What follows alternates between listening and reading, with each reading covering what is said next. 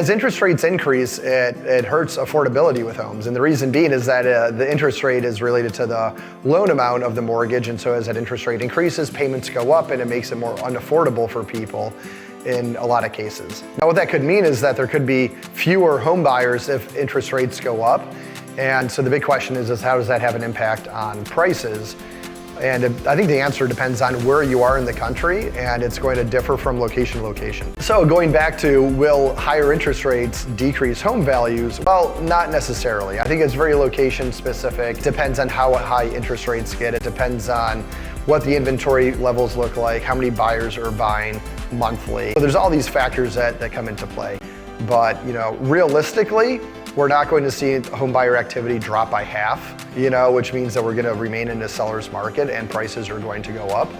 And so, if you're thinking about selling, it's a great time with low inventory. And if you're thinking about buying, it's a great time to lock in your price now before home values appreciate quite a bit. What does that mean for you as a buyer? It means that, if you wait till next year, you're going to pay more, and if you pay 10% more on an average home sale of, call it $600,000, then you're paying $60,000 more next year than you are this year, which is a pretty significant chunk of change and a big difference. And that it could possibly mean that the homes that you're looking at today that are, let's call it $600,000, you like right now, but if you were to change that and say, okay, those homes at $600,000 next year are going to be $660,000, then if you want to see what homes are going to be worth $600,000 next year, you should be looking at homes that are priced right now at about $540,000 and see if you like those homes just as much. As if you wait a year, the homes at $540,000 right now will be $600,000 next year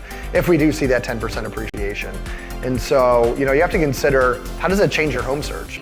So it's a really valid and big question that you have to ask yourself. Do you want to pay that much more?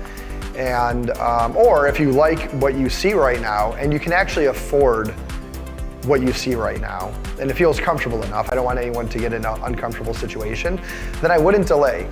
I wouldn't wait, because you can buy now at that lower price, ride the appreciation up, and when interest rates do go down, you can always refinance into a lower payment. And you'll feel like your future self will thank you today that you made a really smart decision by getting into that home, because in 2, 3, 4 years from now, you're gonna see that home to the 7s and 800s. And it might be something that you never could afford again if you hadn't made that decision today.